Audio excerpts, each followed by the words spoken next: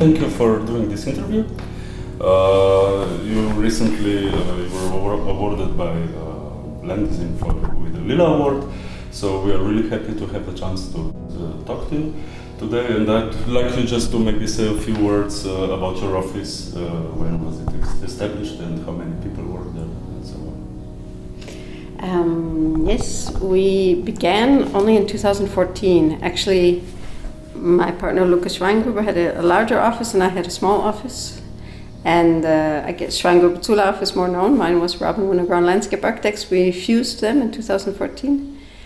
And we've been between 35 and 40 people since then in Zürich. And about 3-4 years ago, we opened a small branch in Munich, where we have, I think, 6-7 people working, sometimes depending.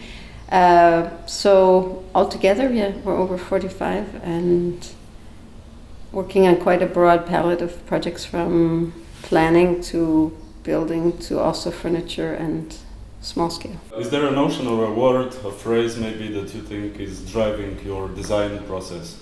There are a couple of words that occurred to me, but it also has to do with the Swiss context that we're working in. And we're working quite a lot in the periphery, in the agglomeration of the cities.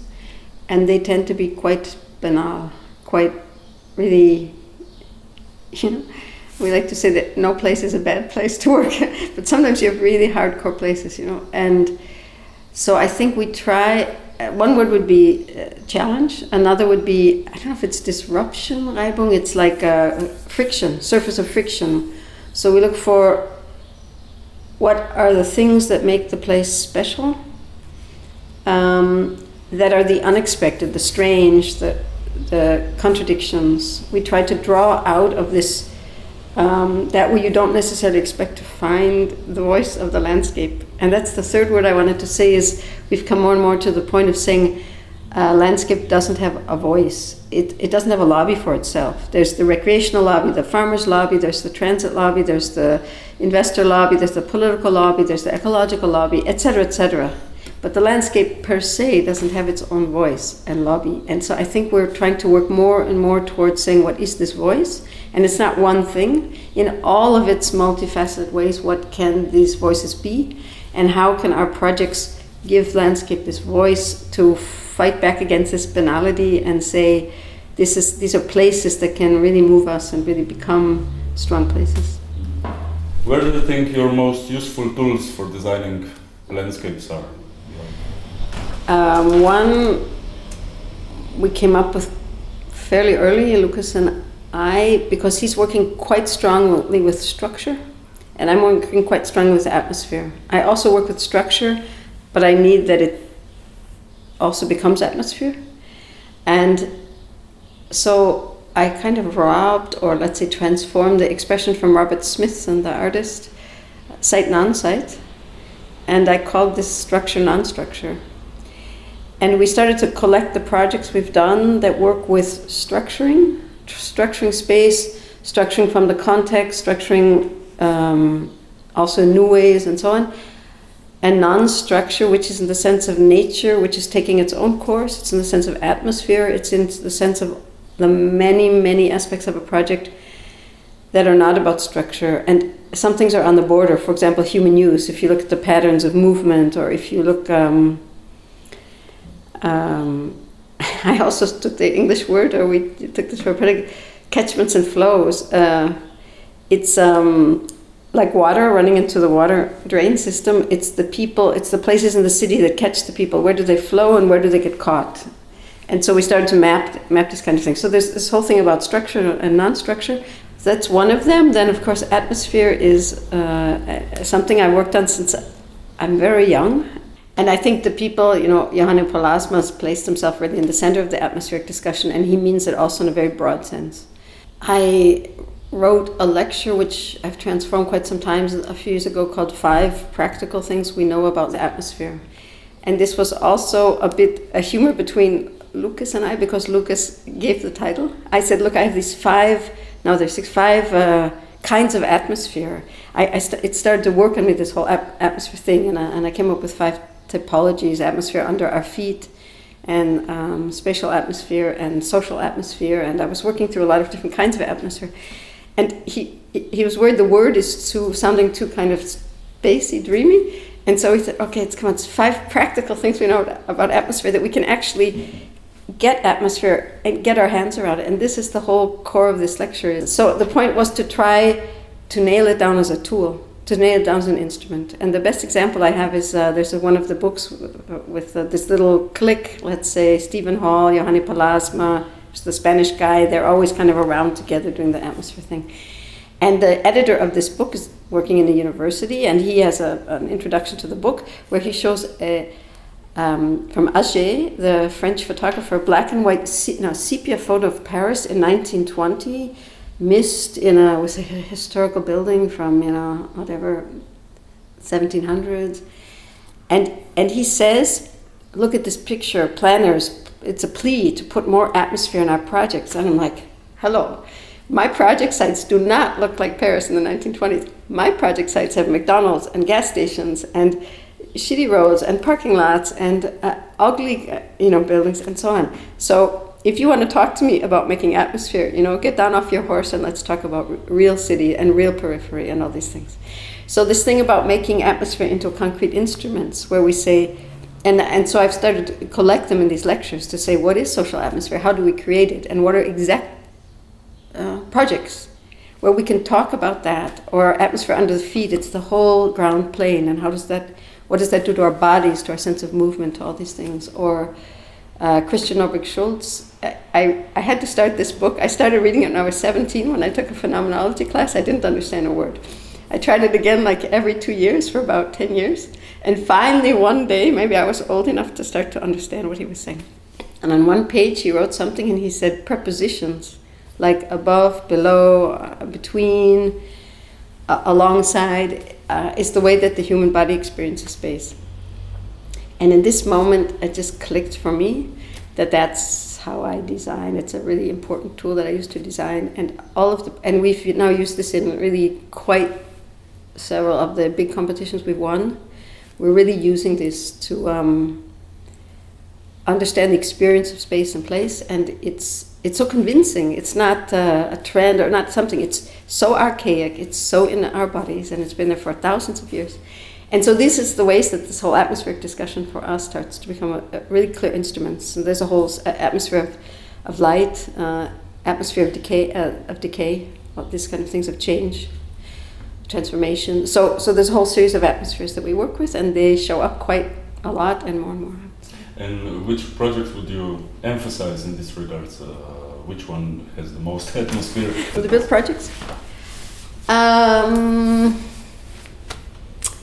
I think Tony and Museum of Natural History are probably two of them that do. If I could just say it that quickly. But I have to say, in my projects, I focus on the most dense atmosphere I can get in a sense of all these different kinds of atmosphere. I like to say the atmosphere of open-ended stories.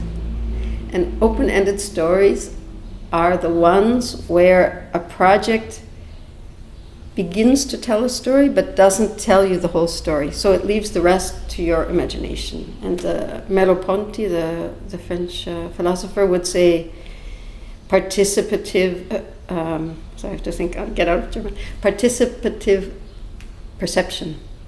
It means you're participating in your own perception. It means the place is activating you. I say catalyst of imagination. The place is acting as a catalyst for your own imagination.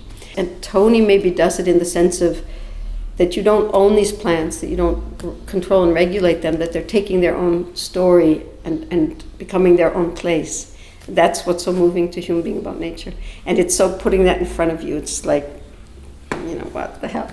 And I think in that sense it's a really strong project, but it's doing that one thing probably, and it's very poetically placed, watching the boxes fall apart, watching the plant break out, watching the plants change in every season, and the whole mix and how they mingle with each other, and the one gets stronger, and all that kind of stuff. That's really charming, and it is one thing. The Museum of Natural History has a whole series of layers that add up to a crazy, complicated, almost non-graspable atmosphere, and that's what makes it so alluring, so seductive.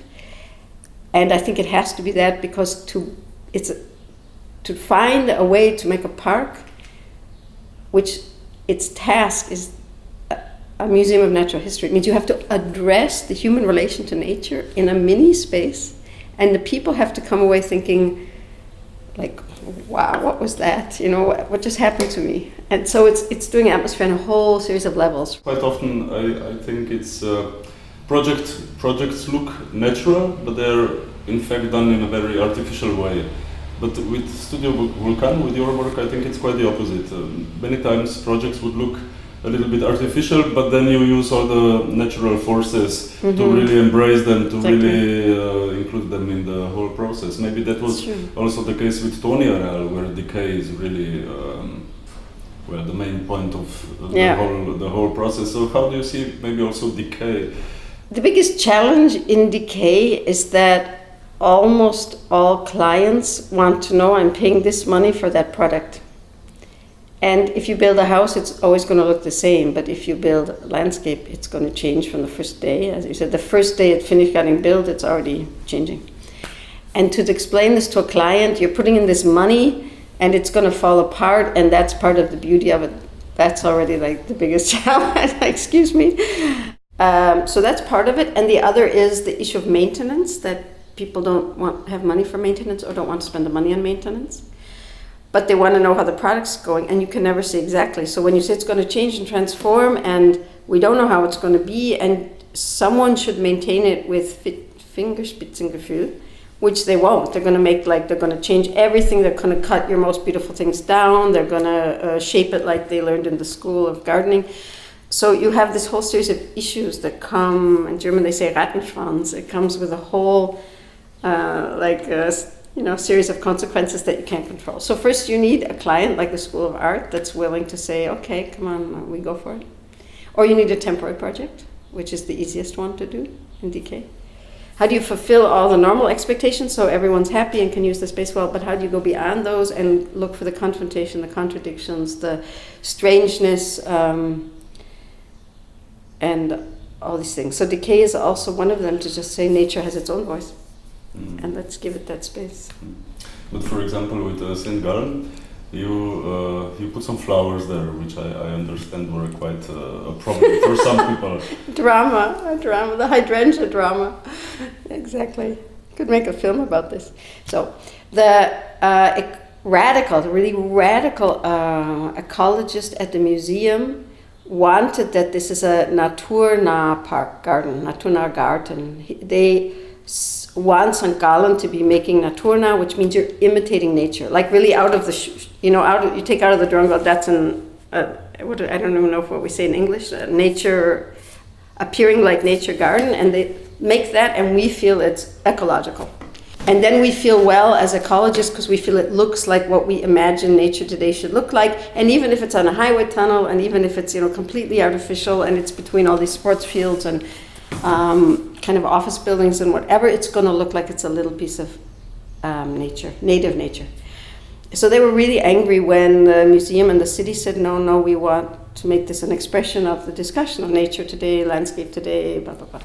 So the park, of course, we took like 75% natural species, I think. And then there are a couple, maybe Amelanchier, which is quite harmless and it's everywhere. We put in a few of those. But the one they just couldn't come to terms with was, well, I won't tell a really long story, but the whole park is on a highway tunnel. And we had the zones where the tunnel has its, from the 70s, so we couldn't plant anything bigger than 1 meter on that.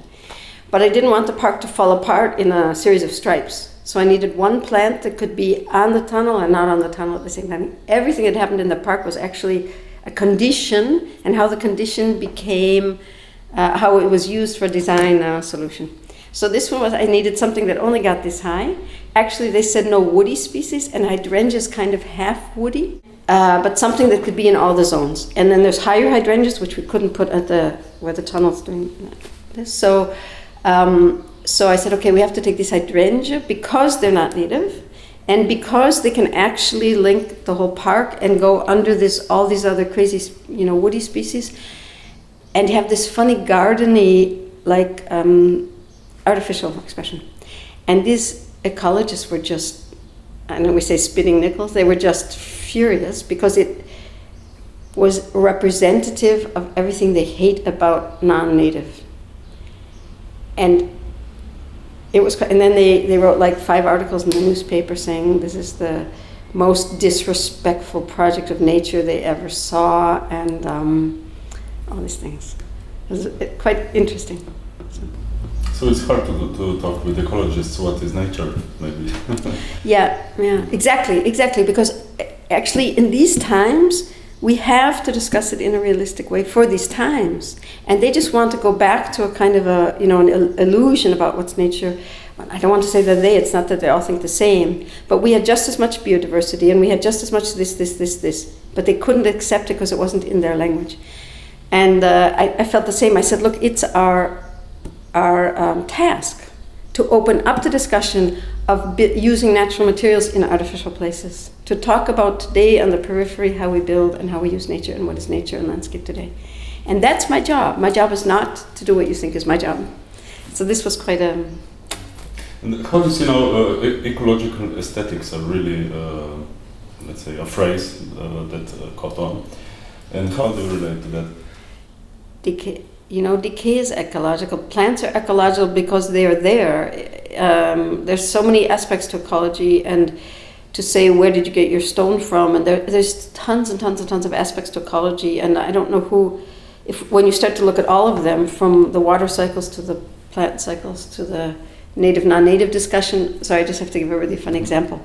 We're having people almost coming at us with knives saying you have to take only native species. And for years, like, yes, okay, no, please, could we please take a catalpa, please, or something. It's like this dramatic discussion. We don't always have to take only native species, but it can be quite a fight.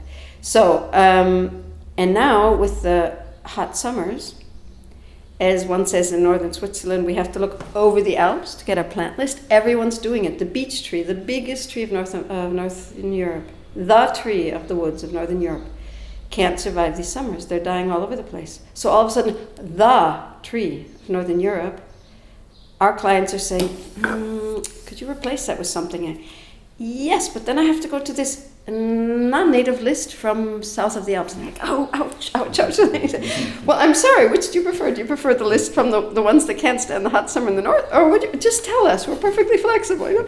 And so all of a sudden there's this falling apart left and right, all this discussion. So anyway, this ecological aesthetics for me, I just propose, if landscape architects are using this term, I'm not usually too black and white, but I'd say they're on the wrong path. Because I think they're discussing not the real content that's going to get us somewhere that's deep enough, or in German you'd say greif, and that's something it's really going to capture the question.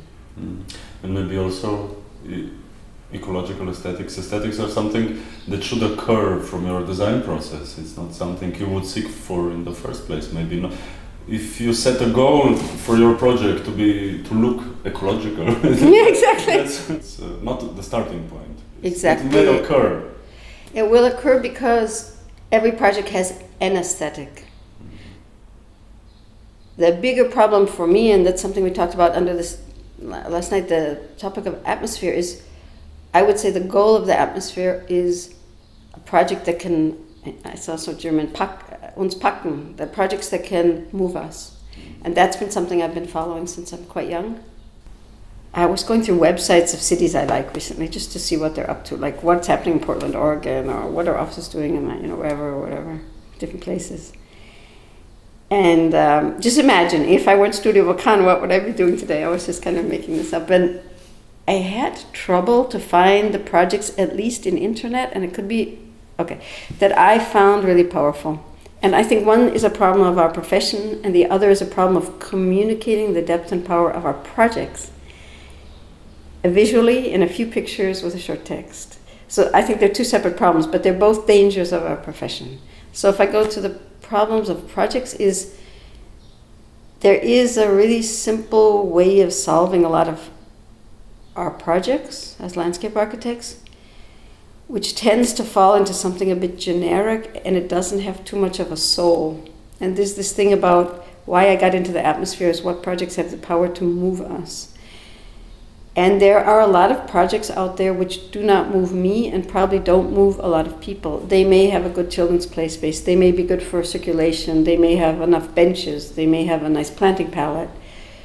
They may have nice flowers, and they may be good because the people need a big open space in their neighborhood. They may have a lot of things to do.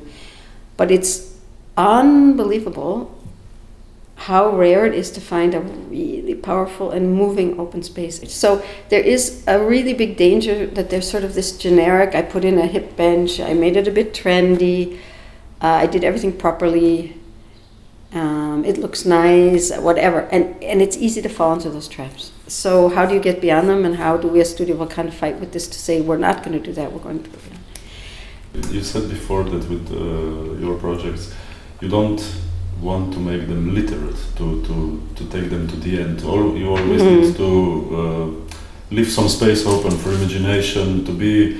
Does this have to do with ambiguity of a space, that so the user can engage, to leave some space for the experience? Yeah, I think it's a great example, the one you chose, and the word ambiguity is very, very nice, because it doesn't, in German they like to say Mehrdeutigkeit, which is also very nice. It has several meanings, but ambiguity says I don't have to interpret everything. But the really big challenge, and it's one that I work on probably unconsciously or consciously in my project, our project, whatever, when I'm working, is when is ambiguity powerful? When does this catalyst of the imagination, when does ambiguity have the ability to capture us and make the imagination carry on with the story? And when is it too flat or too dull that it's not actually doing anything? And this is the fine line that we walk to try and get the power out of these projects. So you often do lectures, and one of the titles is Geography of Imagination. So what is this lecture about? The expression is originally from a British author, Alistair Bonnet, in a book called Unruly Places. And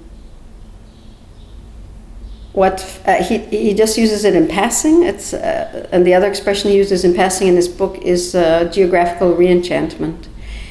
And what occurred to me and us, let's say I'm always one person in several, but some things are more my topics, some we're working on together, is in working in all these really banal places we work in. The Swiss cities and Swiss landscape are very sterile because they're so controlled and it's such a tiny country.